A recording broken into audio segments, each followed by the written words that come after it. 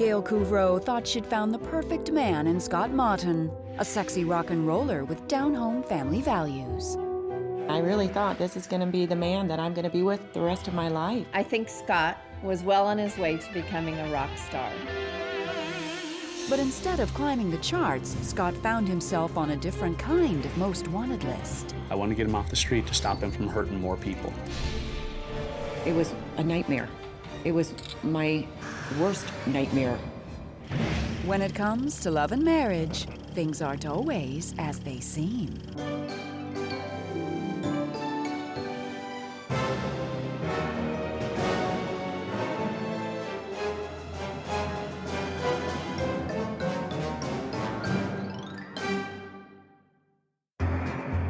When you're a single mom, struggling to do it all, love often takes a back seat.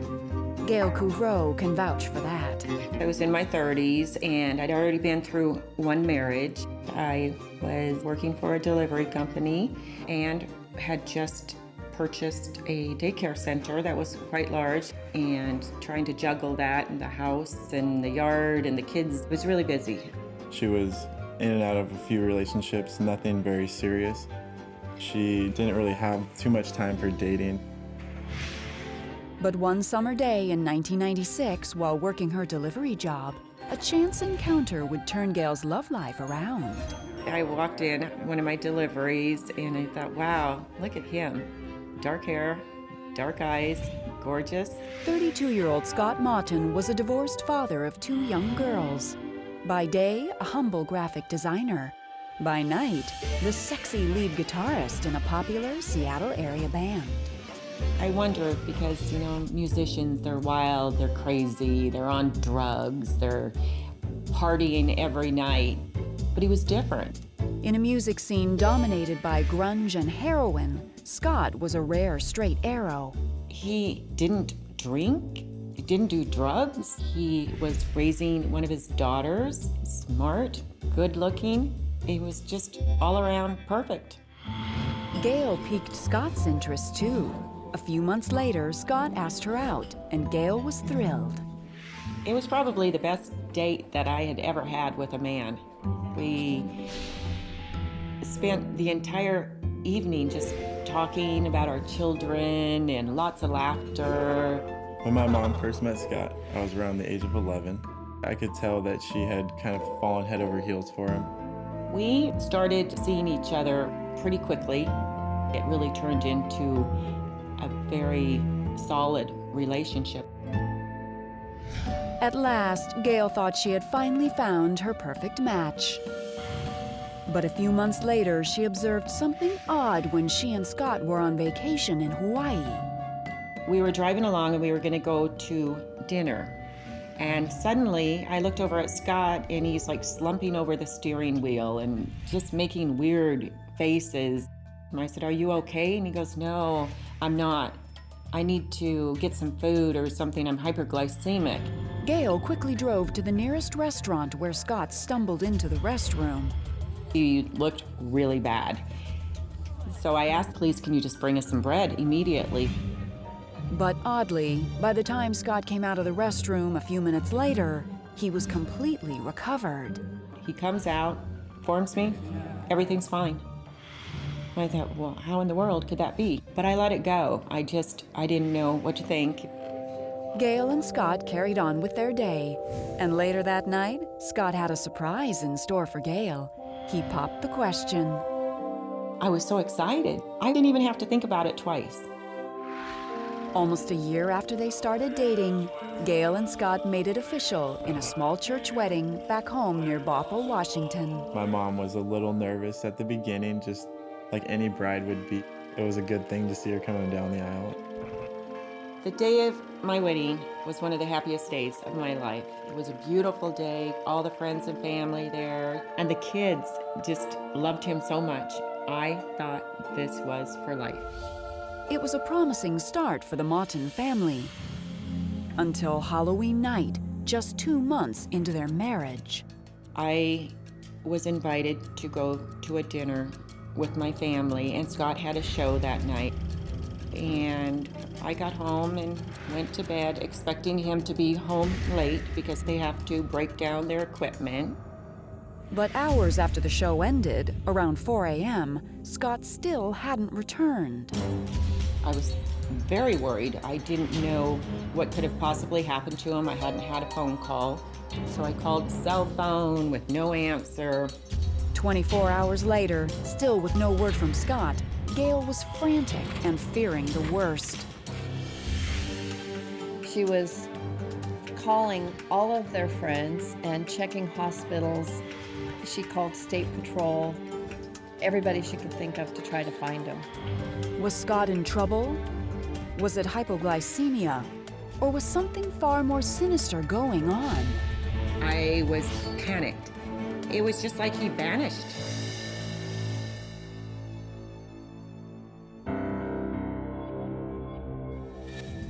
On October 31st, 1997, just 2 months into their marriage, Gail Couvreau's husband Scott went to his concert and never came home. Suddenly, after more than 24 hours without word, Scott called. He said he was okay. He was acting like he was remorseful, but he really didn't have a good answer. Sheepishly, Scott explained that he'd gone out with friends after the gig and had stayed out so late that he was afraid to come home. He decided he would just spend the night with these people. It didn't make any sense to me. So I was angry. But in an effort to keep the peace, Gail told Scott to hurry home. I had just been married 2 months, and I really, really wanted it to work. So I forgave him. You made a mistake. You know how it made me feel. Please don't do it to me again. Gail put the incident behind her, and life for the couple was soon back on track. By the spring of 1998, Gail sold her daycare business for a $300,000 profit, and the family moved into a gorgeous new home. They'd have parties and invite all of us over. They were coming into their own. Meanwhile, Gail continued to work part-time, while Scott quit his computer job to focus on his music. Scott was doing great with his music career. There was one album that had come out. He was nominated one of the best guitar players in Seattle. It was an exciting time for the family. But 1 year into their marriage, their good life began to crumble. It was almost like a gray cloud kind of came over the family. Like something just wasn't right. By the fall of 1998, the family began to think that Scott was acting strange. We were arguing more. He was away from the house a lot more, just really starting to distance himself from us. Seemed like he was sick a lot more often than anyone else in the family, like a mild cold at all times. Even worse, Gail felt Scott was overlooking the kids. Suddenly he said he didn't have enough time to take them to their sports or to go show up for their games. He was too busy with the music and the record coming out. It seemed like he was trying to find reasons or excuses not to be there at night. And as Scott's behavior continued to decline, according to Gail, so did their bank account. Gail estimated that their checking account was depleting by about $200 a day. And when she asked Scott to explain himself, he either got angry or he had some explanation, a camera, a guitar repair. He always had a reason for what was going on. By the winter of 1999, the relationship was in serious trouble, and Gail feared the worst. I'm not thinking drinking. He's not hungover. Drugs. He doesn't do drugs. So maybe, could it be another woman? But before she confronted Scott, Gail decided to do some investigating of her own. When I could hear him down in the den, I heard some shaking, and I thought, that kind of sounds weird. I wonder what that is. It sounds like pills shaking. So I pretended like I was asleep, and I waited till he came up to bed, and then I just lied there for a while, and then I snuck downstairs. Inside Scott's guitar case, Gail saw something that stopped her in her tracks. I found a couple bottles of pills with his name on them. I didn't know what it was. Had never recognized the name of the drug. The next morning, Gail called Scott and demanded an answer. His response blew her away. I flat out asked him, "Are you a heroin addict?" And he admitted that yes, he was. According to Gail, Scott told her he took the pills to fight withdrawal symptoms. I just cried. I was very upset. Heroin is horrible. It's a horrible drug. I remember the moment Gail told me that Scott was addicted to drugs, and I was shocked, and I remember feeling hurt, just my heart hurt for her. Suddenly, Gail saw her marriage in a whole new light. Hawaii, the odd behavior, missing money. It was a relief to find out what the problem was, but it really was devastating to find out it was such a huge problem. According to Gail, Scott agreed to check into rehab, but soon he was home. I was actually sitting in the backyard reading a magazine. It was a beautiful sunny day, and I looked up and there was Scott. And I thought, well, what in the world? Why are you here? And he said, well, I got kicked out of the rehab. He said it had something to do with the insurance. And Scott was adamant that further rehab would have to wait. He had just received a lucrative job offer, playing backup on a solo album for the lead singer of a popular heavy metal band. He assured me that when it was all over, then he would get himself help. But according to Gail, before long the couple's bank account was dwindling once again. And suddenly Scott stopped coming home. Gail had a hunch that Scott was digging himself deeper into addiction. He wasn't around at all. He wouldn't even tell me where he was living. I just was falling apart. I didn't believe that he was off the drugs. Things were getting out of control. I didn't know what to do. With the couple essentially separated, Gail had no choice but to take Scott's name off their bank account, but that didn't stop him. He would just go into the bank and with one of my checks that he had stolen and just say, "Oh no, we're back together again. Everything's fine." He was literally flushing our money down the drain, and so it was very distressing and a terrible time in our lives. By the spring of 2001, Gail's funds were down to almost nothing. And just when it seemed like things couldn't get much worse, they did. I just lied awake all night long wondering when these people were going to come after us. Gail was petrified. She lived in constant fear.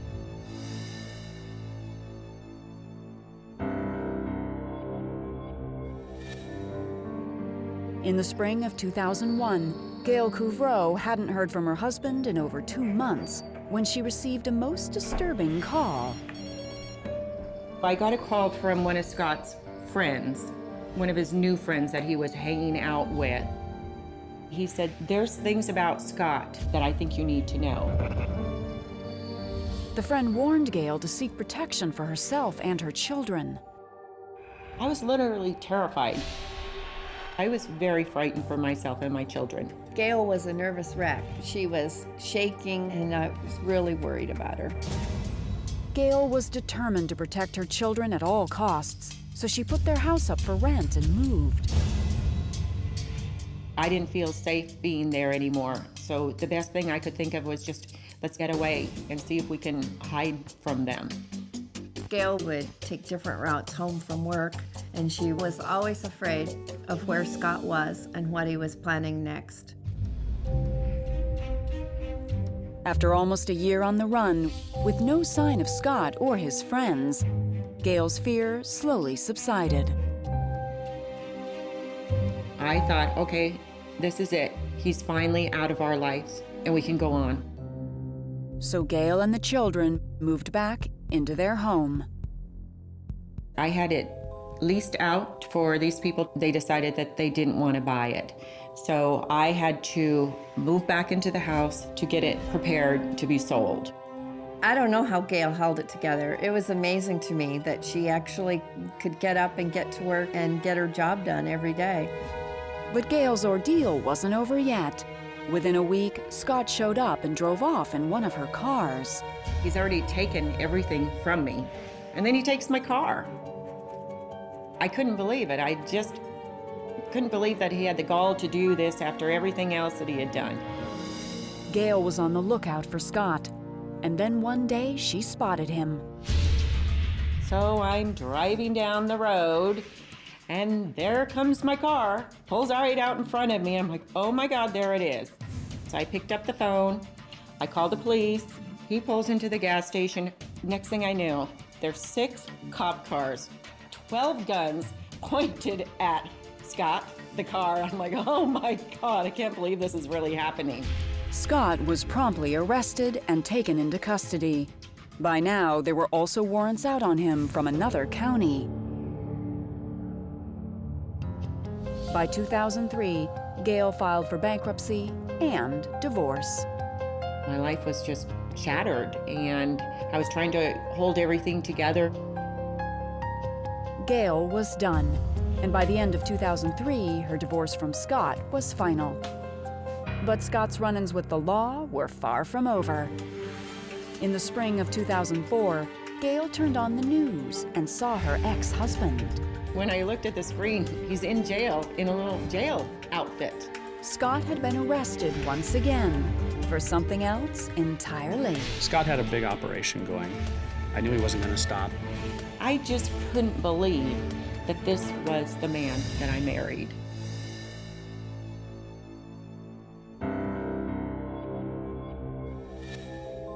In April of 2004, Gail watched the news in total shock as her ex-husband Scott Mottton had been arrested again. But not for drugs.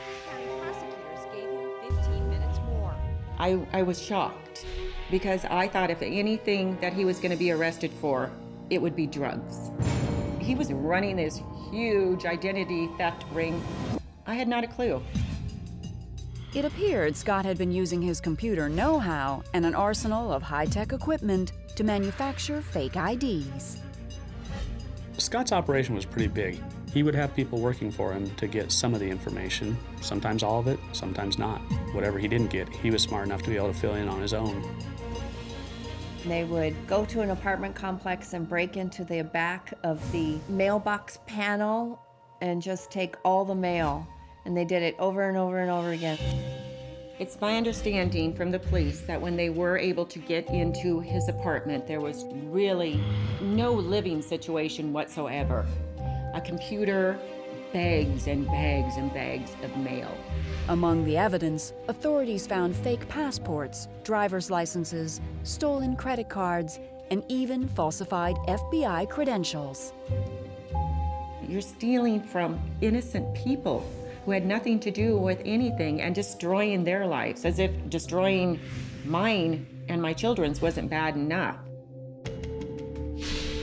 A few weeks later, Scott went to court, but his case was thrown out due to a problem with the search warrant. I got the call the next day that there was a technicality and he was set free. I couldn't believe it.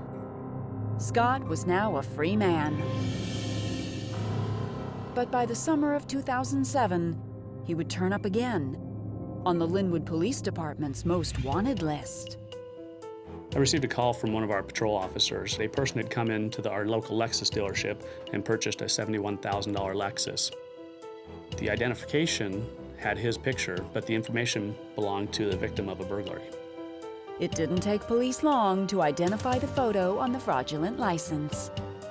I had several responses from nearby agencies that all said it was Scott Mottton. Everybody kind of knew who he was. He'd been committing crimes all over the place, and many agencies were looking for him. I placed Scott on our 10 most wanted list because I knew he wasn't going to stop. I turned on the TV early in the morning, and there he was on the news, and I couldn't believe it. And I grabbed my phone and called Gail, and I said, "The rock star's at it again." Scott had fooled everybody into believing he was this rich, famous, successful rock star. He needed the car to drive to fulfill that. He needed to be able to really use the car, though, to go and commit his crimes. He could drive up in a beautiful car. People figured he must have money. Made his life a little easier. On August 31st, 2007, Scott was arrested and later charged with 10 counts of identity theft, forgery, and possession of stolen property. On February 5, 2008, 12 years after Gail first met Scott Mottton, he was sentenced to 6 years in prison. I was glad that Scott was going to jail for a long time once he got sentenced. It feels good knowing that he'll be sitting in prison. Scott was given the most time that they were legally able to give him. I clapped, I cheered. Today, Gail lives with her good friend Marka and is slowly picking up the pieces. But she still feels the sting of Scott's betrayal. Scott took from me hundreds of thousands of dollars. My future that I could have used with this money to invest for myself, my retirement, my children, my home that I worked so hard for. Everything was gone. All of this has been a very traumatic experience for Gail and her boys. Gail went from a $400,000 home to staying with friends or family. But despite it all, Gail refuses to be defeated. He took a lot from us, but there's still life ahead, and I'm still alive and breathing, and so is my mom and my brother, and he can't take everything.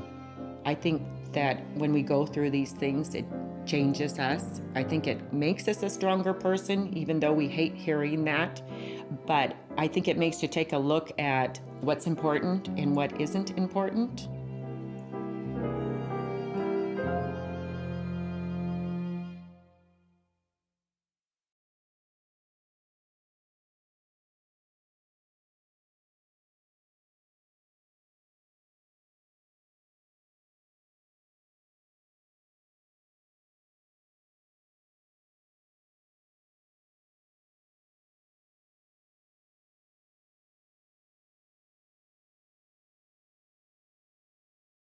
Absolutely.